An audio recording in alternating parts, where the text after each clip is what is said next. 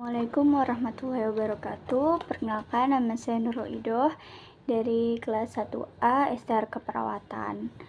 Nah, di sini saya akan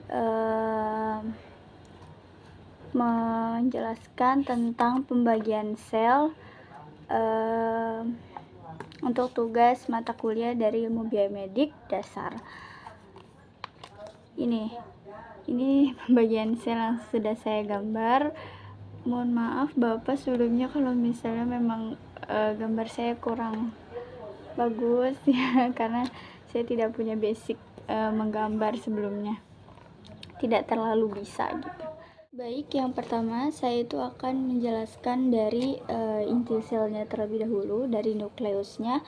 Nukleus itu bisa dikatakan sebagai inti sel, bisa menjadi sel organel terbesar dan terkecil dalam mengatur aktivitas sel atau mengendalikan sel. Nah, nukleus itu berfungsi sebagai pusat komando sel, terus mengirimkan petunjuk ke sel untuk tubuh. Terus nukleus juga menjaga integritas DNA dan mengendalikan aktivitas seluler.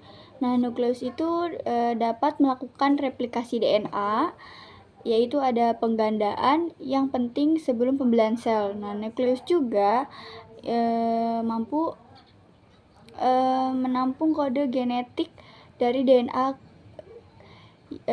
yang akan ditranskripsi ke RNA. Selanjutnya yaitu tentang ribosom. Tentang si ribosom. Ke sini.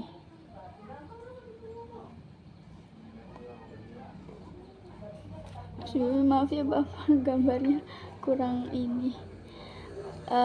Yang selanjutnya itu ke ribosom.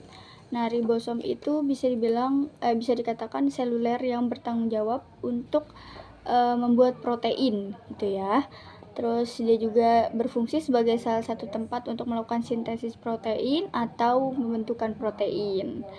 Sitoskeleton itu jaringan berkas-berkas protein yang menyusun sitoplasma dalam sel. Nah, dari si sitoskeleton tadi itu terdapat ada tiga lagi jaringan. Yang pertama itu ada mikrotubule atau mikroturbulus ya. Mikroturbulus itu adalah organel sel yang di dalam sitoplasma sel eukariotik. Nah, kalau misalnya kita mau lihat mau tahu bentuk lebih rincinya, itu dia berongga dengan diameter luar kira-kira 25 nm, terus diameter dalamnya itu kira-kira 12 nm. Nah, mikroturbulus itu merupakan komponen kerangka sel yang menentukan bentuk sel. Nah, dia juga termasuk perakitan spindel mitosis dalam pembelahan sel dan perluasan akson dalam neuron. Nah, selanjutnya ada intermediate filamen. Ini tuh kalau digambar itu dia di bagian yang garis kayak ungu-ungu gitu. Nah, yang di sini. Nah, dia itu adalah protein berserat yang berperan sebagai komponen struktural dan fungsional dari sitoskeleton tadi. Nah, dia itu memiliki beberapa fungsi si filamen intermediate ini. Yang pertama itu menjaga bentuk sel, terus yang kedua menahan tegangan, yang ketiga itu memberikan dukungan struktural pada sel, terus yang keempat membantu sel menempel pada sel lain. Nah, si filamen intermediate ini juga membantu sel menempel pada matriks ekstraseluler. Nah, selanjutnya itu yang terakhir pada bagian sitoskeleton itu ada mikrofilamen. Nah, mikrofilamen itu juga adalah molekul protein yang membentuk jalinan 3 dimensi di dalam sel. Nah, terutama di pinggiran sel.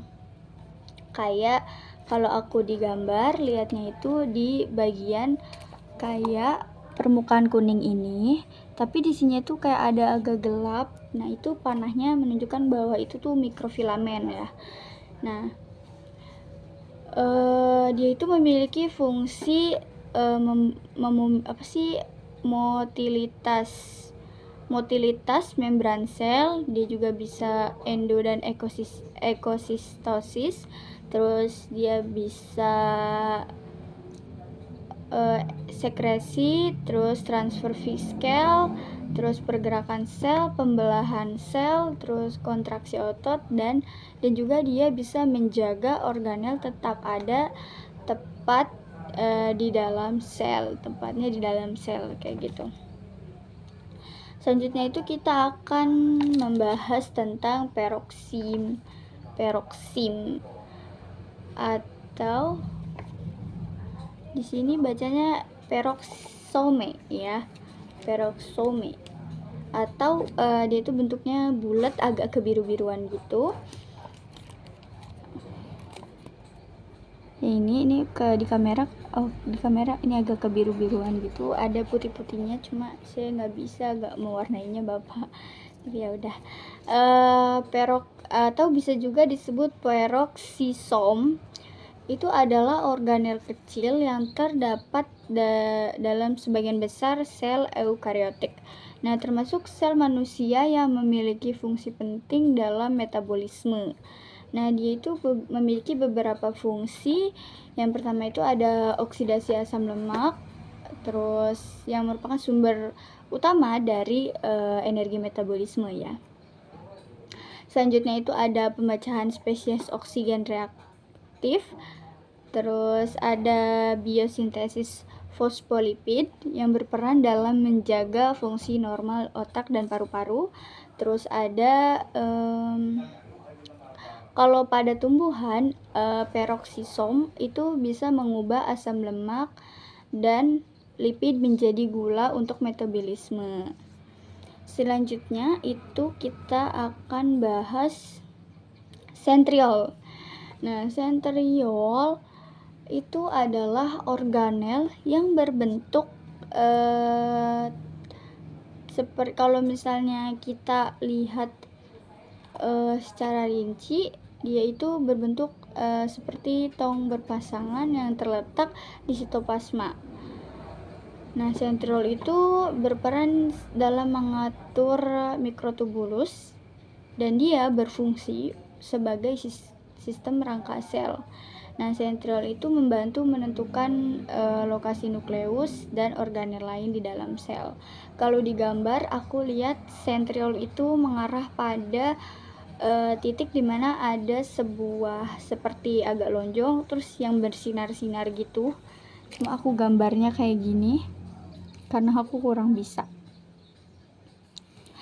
Nah, terus selanjutnya kita bahas tentang lisosom ya. Kita bahas tentang lisosom. Nah, lisosom itu adalah organel sel yang memiliki fungsi pencernaan intraseluler, terus dan berperan dalam daur ulang sel. Nah, lisosom ini juga berfungsi sebagai pencernaan makromolekul, terus bagian sel yang lama dan mikroorganisme. Terus juga dia berfungsi untuk pencernaan bahan makanan dan limbah sel, terus membantu memulai kematian sel. Nah, selanjutnya kita akan bahas tentang flagelium. Flagelium itu kalau digambar aku lihatnya dia seperti buntut atau ekor. Nah, ini versi gambar aku. Nah, kalau kita lihat dia itu seperti ekor. Nah, kalau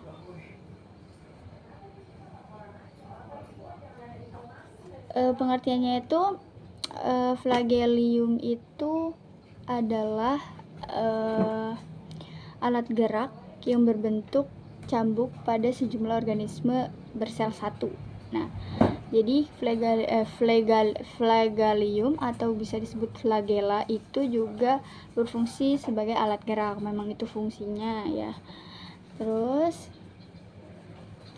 selanjutnya kita bahas tentang smooth endoplasmic reticulum. Smooth endoplasmic reticulum itu endoplasmic reticulum itu ada dua ya teman-teman.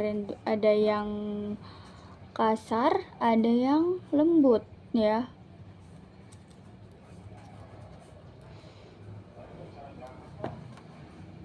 Nah, ada yang kasar, ada yang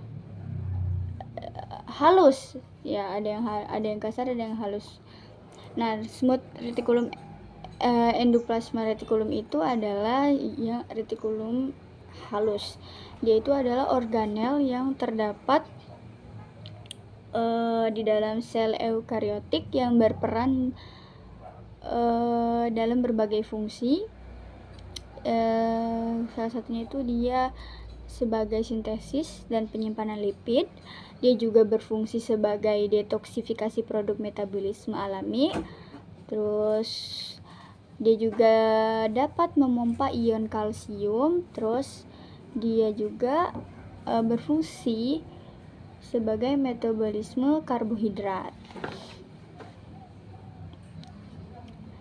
Selanjutnya itu ada pada ini ya, retikulum rogue endoplasma reticulum. Ini yang kasar ya. Ini yang kasar. Nah, ini dia itu dapat ditemukan pada semua sel eukariotik.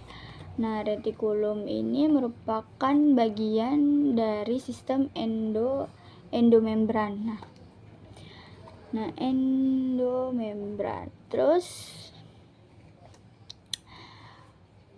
rogue reticulum ini juga merupakan labirin membran yang banyak, sehingga dia ini meliputi separuh lebih dari total membran dalam sel-sel eukariotik.